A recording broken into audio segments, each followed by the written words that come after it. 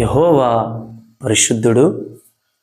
ఆ యొక్క అధ్యాయంలో యెహోవా పరిశుద్ధుడు, పరిశుద్ధుడు, పరిశుద్ధుడు, పరిశుద్ధుడు అని కెరాబులు, సెరాపులు, దూతలు, మహాదూతలు కలిసి ఆరాధన చేస్తూ ఉంటే దేవాలయం యొక్క గడప గుమ్మముల యొక్క పునాదులు ఏమైపోతున్నాయంట? అదిరిపోతున్నాయంట. ఈరోజు ఎందుకు ఆరాధనలో దేవుని ఆత్మ ప్రజలను తాకటం లేదు అంటే, ఆరాధనలో కూడా ఏమవుతున్నాయి అంటే, ప్రభువా నన్ను బాగు చేయి, నన్ను స్వస్థపరచు, నాకు పలాని రోగం, పలాని స్థితి, డబ్బు లేదు, కుటుంబం ఇట్లా, పరిస్థితి ఇట్లా అని చెప్పుకోవటమే సరిపోతుంది. కానీ విశ్వాసులు, సేవకులు నిజంగా చెప్పాలంటే ఆరాధన సమయం దేవుణ్ణి ఆరాధించుతూనే ఉండాలి. Praise the lord. అప్పుడు చూడండి, దేవుని ఆత్మ బలంగా దిగి వస్తుంది, పాపిని కూడా తాకుద్ది, పరిశుద్ధుని తాకుద్ది, అందరినీ, సంఘం అంతటి మీదకి వచ్చి సంఘంలో ఉన్న ప్రతి వ్యక్తిని కూడా తాకినప్పుడు అక్కడ ఉన్నటువంటి వ్యక్తులు ఏమైపోతారయ్య అంటే, వారు ఎలాంటి పరిస్థితుల్లో ఉన్నారో వారి పాపమును, వారి బలహీనతలు ఎవ్వరు చెప్పకుండానే ఆ వ్యక్తి ఒప్పుకోవటం ప్రారంభిస్తాడు. Praise the Lord. హల్లెలూయా. ఈరోజు మొత్తుకొని చెప్పిన వ్యక్తులు చూడండి, ఆ పాపాలు ఒప్పుకోరు. ఎందుకంటే ఆ బాధ అనిపిస్తుంది, సింపతిగా, సిగ్గు అనిపిస్తుంది, అవమానకరంగా అనిపిస్తుంది.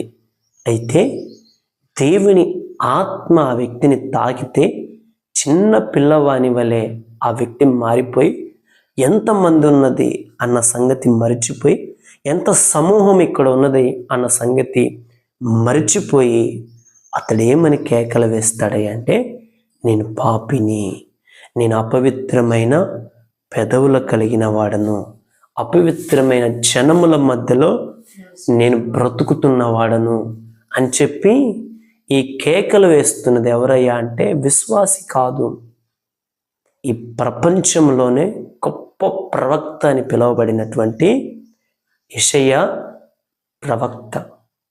అంటే అలా దేవుని ఆత్మ కమ్ముకోవాలంటే మనం దేవుని ఆరాధిద్దాం, లేచి నిలబడండి అనగానే లేచి నిలబడిన ప్రజలు ఏం చేయాలయ్యా అంటే, లేచి ఆకాశం వైపు చేతులెత్తి ఆయన ఉన్నతమైన మహిమను పొగడటం ప్రారంభించాలి.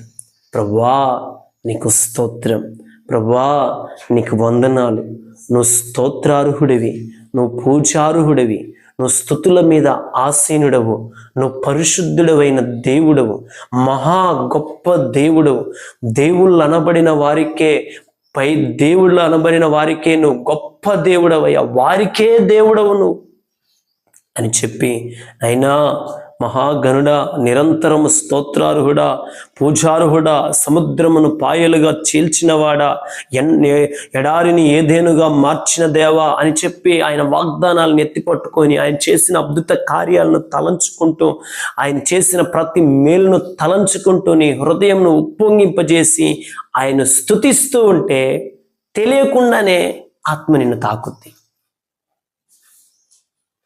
మరి ఎందుకు ఆత్మ తాకటం లేదన్న దానికి కొన్ని విషయాలు మీకు చెప్పాలని దేవుడు ప్రేరేపిస్తున్నాడు కనుక చెబుతున్నాను. ఎందుకంటే నేను పాస్టర్మే ఆత్మతో నింపబడి ఆరాధన చేయాలని ఎక్కడ లేదు, ఎక్కడ సేవకులే ఆత్మతో నింపబడి ఆరాధన చేయాలని లేదు.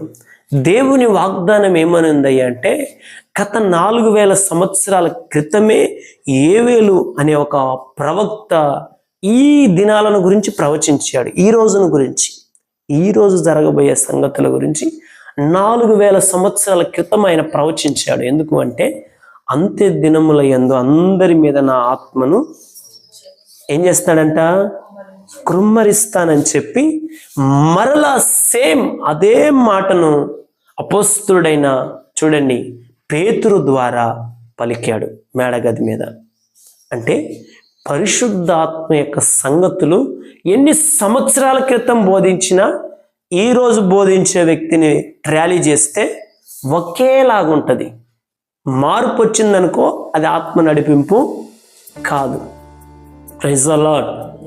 అందుకని మీరు ఆరాధనకు వస్తున్నప్పుడే ప్రార్థన చేసుకొని రావాలి. ప్రభువా, ఈరోజు మనస్సారా నిన్ను ఆరాధించడానికి నన్ను సిద్ధపరచు. ఈరోజు మనస్సారా నిన్ను ఘనపరచడానికి నన్ను సిద్ధపరచు. నా అవసరతలు తర్వాత సంగతి అయ్యా, నా బలహీనతలు తర్వాత సంగతి, నా స్థితిగతులు తర్వాత సంగతి, నా ఉద్దేశాలు తర్వాత సంగతి, నా కుటుంబం తర్వాత సంగతి. నేను ఈరోజు ప్రయాసపడి దూరం వెళ్తున్నాను నిన్ను ఆరాధించాలని. కనుక ఏది నాకు అడ్డు రావద్దు. బంధం, బాంధుత్యం, సమస్యలు, రోగాలు, బలహీనతలు ఏది నన్ను అడ్డు పెట్టకుండా ఈరోజు నిన్ను ఘనముగా నేను ఆరాధించాలి. హృదయపూర్వకంగా నిన్ను ఆరాధించాలి. నా పూర్ణ హృదయముతో, నా పూర్ణ ఆత్మతో, నా పూర్ణ మనస్సుతో, నా పూర్ణ వివేకముతో, నా పూర్ణ శక్తితో నిన్ను ఆరాధించినట్లుగా నాకు సహాయం చేయమని నువ్వు ఇంటి దగ్గరనే ప్రార్థన చేసుకుని వచ్చి ఇక్కడ ఆరాధన చేద్దాం అనంగానే నువ్వు లేచి నిలబడి నువ్వు పూర్ణ హృదయంతో స్తుతిస్తూ ఉంటే నువ్వు పాపివా అని చూడ్డు ఆయన. నువ్వు బలహీనుడివా అని చూడడు. నువ్వు రోగిష్టివే అని చూడడు. నీకు బలహీనత ఉందా అని చూడడు. నువ్వు పూర్ణ హృదయంతో ఆరాధన చేస్తున్నావు కనుక దేవుని ఆత్మ నిన్ను కమ్ముకోవటం ప్రారంభిస్తుంది. Praise the lord. దేవుని ఆత్మ ఎప్పుడైతే నిన్ను కమ్ముకుంటుందో నీ జీవితంలో గొప్ప కార్యాలు ప్రారంభించబడతాయి. మరియాను దేవుని ఆత్మ కమ్ముకోగా ఆమె ఏమైపోయిందంట? గర్భం ధరించింది. పురుషుని ఎరుగని స్త్రీ. ఈ లోక రీత్య పరంగా భార్యాభర్తలకు పిల్లలు పుడతారు. అలా చూస్తే మరియానంట దేవుని ఆత్మ కమ్ముకోగానే ఆమె గర్భం ధరించిందంట. అంటే దేవుడు దర్శిస్తే చూడండి, ఆమె గర్భం, ఆమె యొక్క కడుపులో, ఆమె గర్భంలో శిశువు ఎలా ఉత్పత్తి అయ్యాడో దేవుడు నిన్ను ఆవరించుకుంటే నీ జీవితంలో మేలులు కూడా అలా ఉత్పత్తి అవుతాయి. Praise the lord. నీ జీవితంలో బలహీనతలన్నీ తొలగిపోయి ఆరోగ్యం కూడా అలా ఉత్పత్తి అవుతుంది. సమస్యలన్నీ తొలగిపోయి మేలు అలా ఉత్పత్తి అవుతుంది. చూడండి, దేవుని ఆత్మ కమ్ముకొనగా దావీదు గొల్యాతును చంపగలిగాడు. దేవుని ఆత్మ కమ్ముకొనగా సాంసోను ఫిలిష్తీయులను హతమార్చగలిగాడు. దేవుని ఆత్మ కమ్ముకొనగా హెజ్కేలు లోయలోనికి దిగి అక్కడ ఉన్న ప్రజలందరికీ, ఎండినపోయిన ఎముకల మధ్యలో నివసిస్తున్న ప్రజలందరికీ కూడా ప్రవచించగలిగాడు. అంటే దేవుని ఆత్మ ఒక వ్యక్తిని కమ్ముకుంటే గొప్ప కార్యాలు జరుగుతాయి. ఊహించని కార్యాలు జరుగుతాయి. ఎన్నడూ కని విని ఎరుగని అద్భుతమైన కార్యాలు, ఆశ్చర్యమైన కార్యాలు మన జీవితంలో జరుగుతాయి. అలా జరగాలి అంటే మనసారా దేవునిని ఆరాధించటము ప్రారంభించాలి. Praise the lord. ఆ విధంగా దేవుడు మన జీవితంలో చేయను కాక.